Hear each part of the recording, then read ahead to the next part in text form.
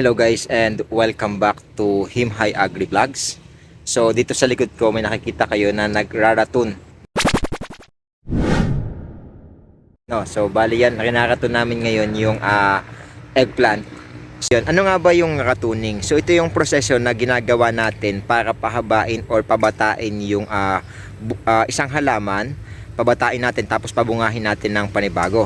So yun ang purpose ng ratuning. So aside doon, pinapahaba din natin yung buhay ng isang halaman na makapagbigay siya ng bunga rather than magtanim ka ulit from seeds. So iraton mo na lang. So usually itong ratuning, ginagawa lang yan sa mga perennial plants. So yung mga talagang tumatagal ang buhay like talong. Most commonly na ginagawa natin yan dito sa Pilipinas, no? Itong talong niraraton natin.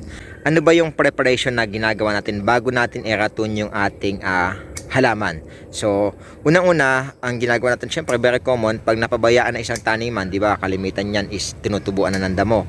So, pag tinubuan na ng damo, so, unang-una nga na gagawin natin is linisan.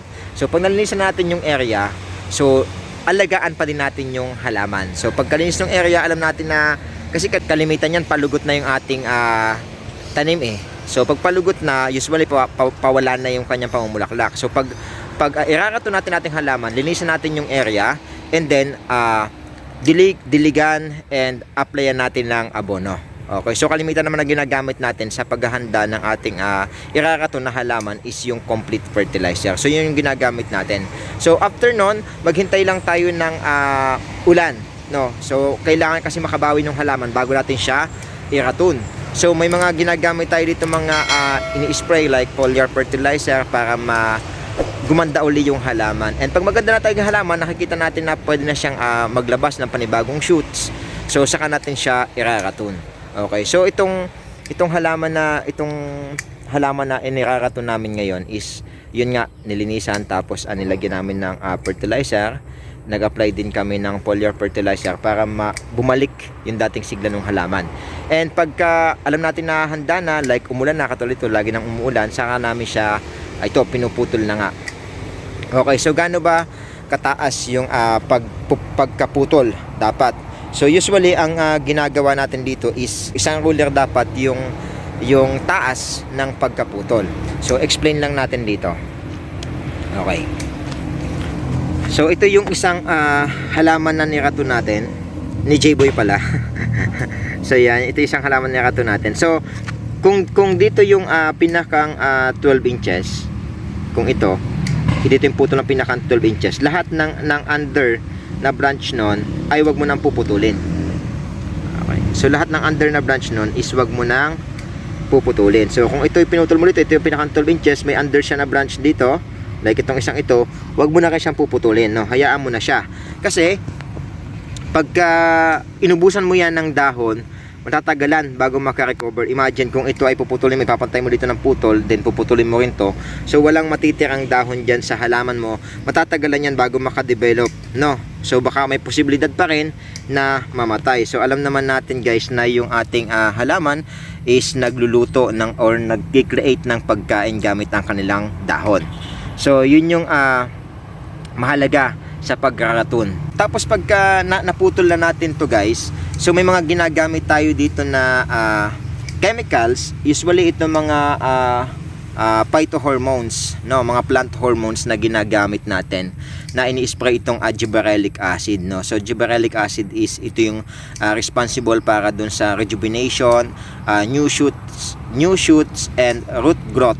So ito yung nakakatulong para mas mabilis na pagtubo ng kanyang bagong ugat at saka bagong shoot, no. So pagka nakita natin guys na yung ating niraton siguro after 1 week at naalagaan naman natin at naglalabas na siya, so gumamit tayo ng gibberellic acid, no, para mapalabas or mapaboom yung kanyang bagong mga shoots and mga bagong roots. So pwede na tayong mag-apply ng abono. So ano yung mga kalimitang abono na pwede mong gamitin pag mag-a-apply, pag nagraton ka? So usually nga, dahil na nga ito ay nasa reproductive stage na, ngayon kung ito naman ay, kung yung niraton nyo naman ay hindi pa namumulaklak, so usually gumamit muna tayo ng urea saka complete fertilizer. Okay. Pagka nakita natin after natin mag-apply ng fertilizer ay naglabas na siya ng bulaklak. naglabas na ng bulaklak at pakiramdam natin mamumulaklak na siya, so palitan na natin. So wag pa natin aalisin yung complete fertilizer.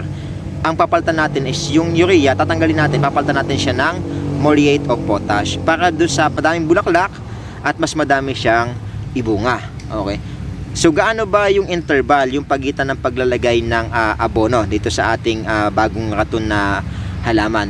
So usually ang paglalagay ng abono sa ating mga bagong raton na halaman is dapat 2 beses sa buwan ang paglalagay ng abono dito sa ating mga bagong raton na halaman. Okay. Then kung talagang boom na, maganda na yung ating halaman na namumunga na uli, pwede na tayong gumamit ng 16-20-0 at saka ng 00-60. Combination po yun ang paglalagay ng abono. Basta make sure guys na 2 beses sa isang buwan ka maglalagay ng abono. Okay, so sa mga hindi familiar kung ano yung gibberellic acid, isa nga itong phytohormones na makakatulong para sa development ng root and shoot ng halaman.